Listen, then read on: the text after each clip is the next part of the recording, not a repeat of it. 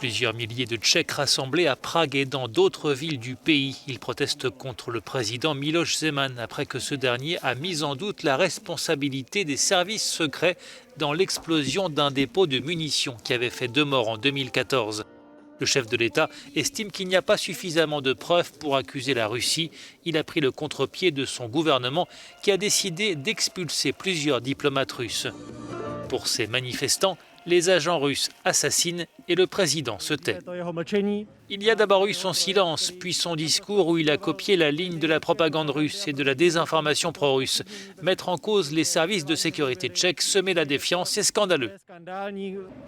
Les Tchèques sont en colère parce qu'ils estiment que le président ne dit pas la vérité, souligne notre correspondant à Prague. Ces propos, disent-ils, vont à l'encontre des intérêts du pays.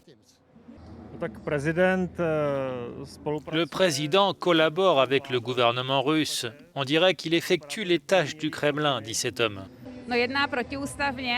Il défend manifestement les intérêts de la Russie, ajoute cette femme. Pour les manifestants, Miloš Zeman se comporte comme une marionnette de Vladimir Poutine. L'affaire a déclenché une crise diplomatique entre les deux pays, après une dernière enquête qui a imputé à la Russie la responsabilité de l'explosion du dépôt de munitions. Le gouvernement tchèque a expulsé 18 diplomates russes. Moscou, qui dément catégoriquement, a expulsé en représailles 20 diplomates tchèques.